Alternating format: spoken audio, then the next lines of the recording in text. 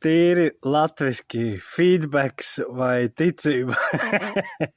Angliski labu dzirdēju terminu, domu, konceptu faith or feedback, ko īstenībā sludinātāji šodien sagaida sludinot. Ne? Es te bišķiņ strādāju, es atvainojos. Vai nu tu sagaidi feedbacku, ne? Kad tev dos kāds atbildi vai iedrošinājums ar to, kad par sludināto vārdu un paldies. Un tas jau īstenībā ir tikai normāli, ka tā gribētos. Bet tā problēma ir, ka tad bieži vien tu centies izpatikt cilvēkam, nevis Dievam. Jo tas vārds citreiz ir ļoti negaršīgs, ko Dievs dod varbūt konkrēti draudzē. Vai ja tu esi paaicināts ciemos, kad varbūt tev kāds ieviņam galīgi to negribētos, bet ja Dievu gars tev skubina un tavs motīvs ir ticība un izdzīvot ticību, tad tas citreiz prasa to, ka tu vienkārši dalies konkrēti ar to, kas tev ir, ko Dievs ir sagatavojis. Un tas negaršo un iespējams tev vairs neaicinās. Bet tu būsi izdarījis savu daļu. Tu būsi darījis to, kas ir Dievam patīkams, nevis feedbackam patīkams. Ne? Jo tā nav, redzi, draudze un garīgā kultūra prasa citus likumus. Viņi varbūt šķietami līdzīgi izskatās. Tādā ziņā, kad, piemēram, biznesā tu vadies pēc feedback. Tas nav svarīgi, kas tev ir sakāms, svarīgi, ko cilvēks grib. Un attiecīgi tu ražo vai veido vai piedāvā pakalpojumu, kas cilvēkam ir vajadzīgs. Un garīgi tas ir pilnīgi savādāk. Ārēji liekas līdzīgi, vai ne? Ceļšķi, tu esi uz pozitīvu viļņu un viss ir augošs un viss, ko tu dari, tev labi izdodās. Bet tad, kad tu esi tūkstnešos, tad, kad ir tāds sāpīgāks, skarbāks vārds, ne? Kas tad notiek? Un tad ir svarīgi saprast to, ka tas ir svarīgāk. Svarīgāk ir izpatikt Kristum, izpatikt Dievam. Un vēl viena tad ļoti spēcīga doma man rezonē, kad savējie tev gribēs pirms laika, lai tu ieej tai aicinājumā vai redzot, kas tev pa dāvanām vai lietām. Līdzīgi kā vecāki savus bērnus, viņi grib, ja redz, ka mūzika ir, viņi grib viņus ātrus skatus un, protams, to arī vajag darīt, jo tā viņi trenē un tā. Bet negaidi vēl tos augļus. Ne? Un te ir līdzīgi, ka tu nesaņem ārēji tā kā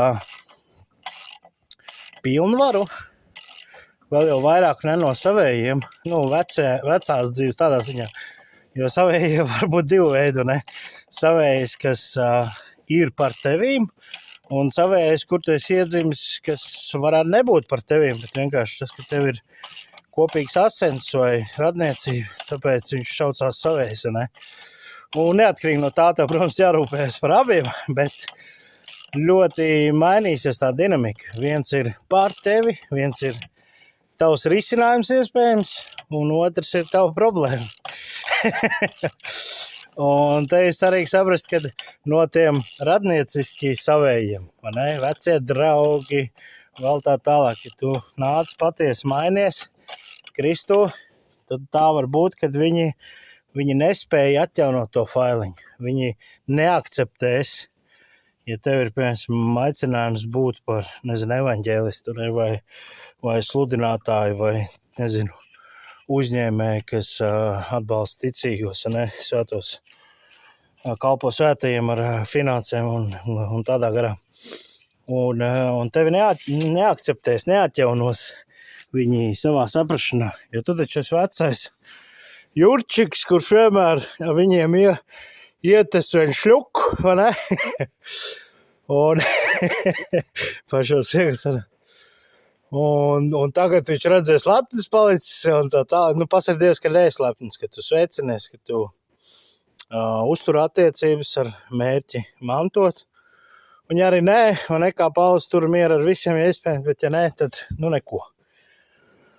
Un tās šīs nedēļas svarīgas tādas domas, jo viņas tāda, nu, savā ziņā pārklājās. Jo ticība vai feedbacks, kas tev vada, ka tu dari to kalpošanu, un es slavēšanā, un tev tur draudzē sāk, man nepatīk, jo nav draudzē izaugusi vai pamperos, un garīgi tā var teikt, steigā, un ja tu jau esi tas, kas meklējot visā savā dzīvē Kristu, meklēs atvert, ko viņš grib darīt, tieši tavā variantā, tajā brīdī tev ir droša akceptēšana, nesagaidi to feedbacku, neoperē pēc tā feedback, operē, ko Kristus tev ir uzticējis.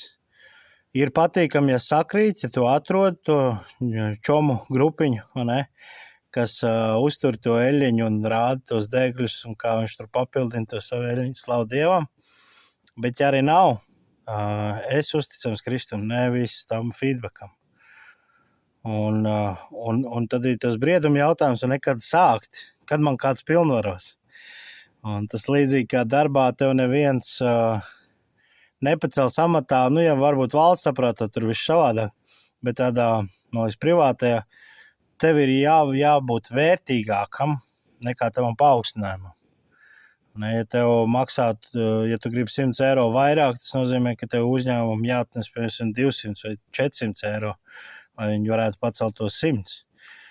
Un tas nozīmē, ka tev ir jāspēj būt vairāk nekā tas paaugstinājums īstenībā dod, un arī jāprasa, tas arī komunikācija, nekad tev ir jāizsaka vēlmi un saprast, vai šī kompānija ir, kas grib ar manīm, ir par manīm, tā tālāk. Un tad uz tā pamata tu vari saņemt paaugstinājumu. Un draudzē es redzu, ja tu jūti, ka tev ir tas aicinājums būt pa evaņģēlistu, nu, bet trenējies glīti, legāli, kā draudzē to dara, un tur ir labi aiziet pie vecajiem draudzes vadzības mācītāji un jautāt, hei, man liekas, man gribās, ko es drīkstu darīt, kā būtu labi man patrenēties, saprast, vai tā ir man dāvana. Un ejot šo pazemības ceļu, un ja tur ir tā dāvana, un ja tev sekmēsies, un tev būs jau, kas seko līdzi, vai tev izdodās vai nē, nu tad tas ir laika jautājums, ka tevi pilnvaros draudzē to darīt, ja tas tiešām būs kā dāvana. Tikā, man liekas, tā mehānika ir ļoti svarīga, un te ir tas, jo tu izies nevis no feedback, nu, it kā šķiet, ka būs feedback, bet, jā, tur, ja feedback arī, ja citreiz ir ceļš, ka tu jauns, es tā bišķi teikt, daloties atcerējos, ka arī tur nemaz nenomani, ne, ja tu esi kaut kāds neformāls līderis, tu vari pat citreiz to neapzināties, ka tas, kas tu esi līderis, ka tu neesi, kad ielicis sev tādā grupā vai savu kompleksu vai neatjaunotā prāta dēļ.